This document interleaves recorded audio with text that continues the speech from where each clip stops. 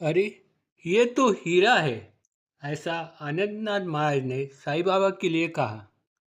ये महाराष्ट्र के अक्कलकोट निवासी अक्कलकोट महाराज के पट्टे शिष्य थे।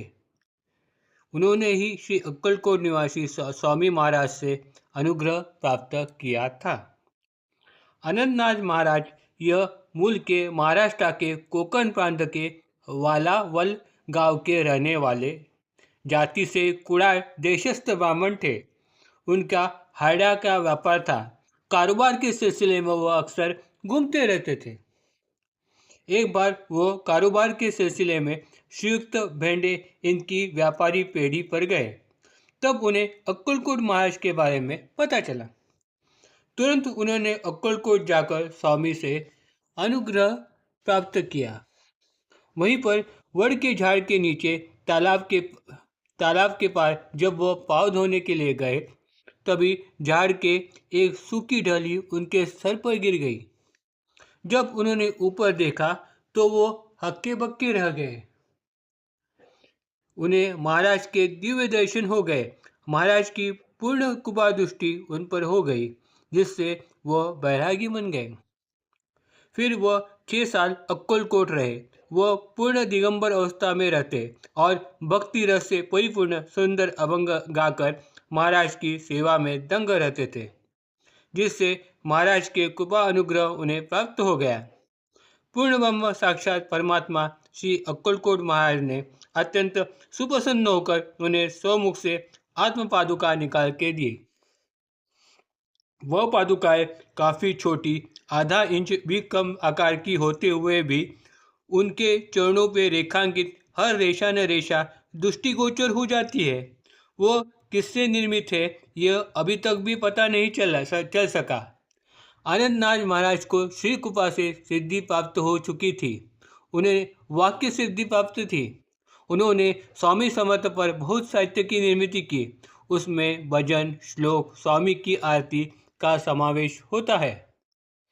वेंगुर्ला के मठ में हर रोज सुबह आरती, श्लोक, भजन का गायन होता है और रात में भी पूजा, आरती, भजन गाया जाता है।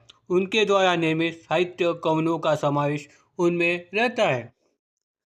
आनंदनाथ महाराज आनंद बुआ नाम से प्रसिद्ध है।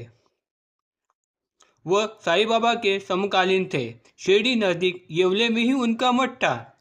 वह भी बाकी संतों की तरह अक्सर शिरडी में बाबा से मिलने आते रहते थे।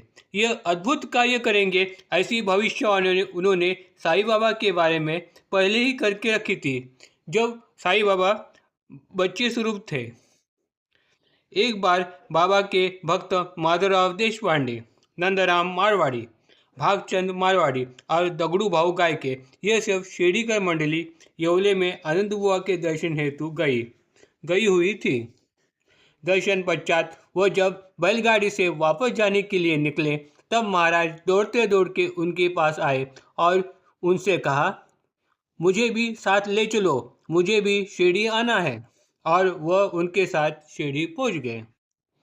माधवराव देशपांडे इस बारे में कहते हैं कि हम जब येवले में गए थे तब वो 95 ईयर के थे।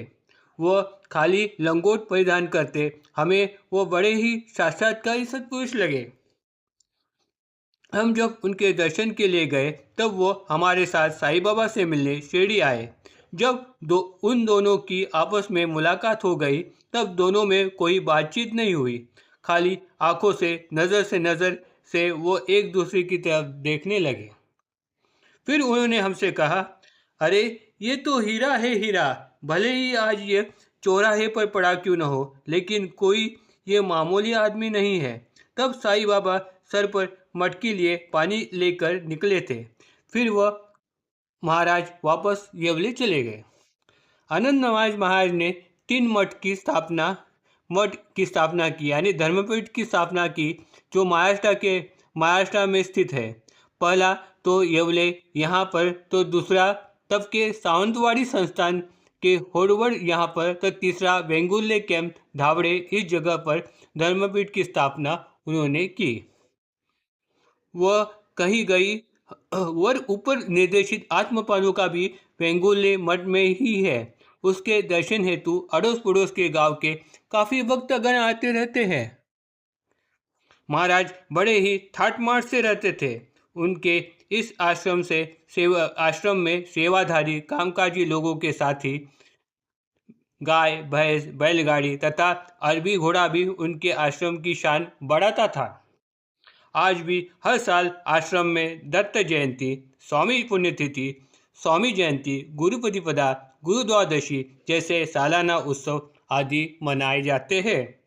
तब वहाँ भंडारे का भी आयोजन किया जाता है। महाराज ने सन 1904 में वेंगुर्ला पर जिंदा समाधि ले ली। आश्रम के बाजू में ही उनके पादुकाओं की स्थापना भक्त गणों ने की हुई है। Om Sai Ram. Please like and subscribe my channel.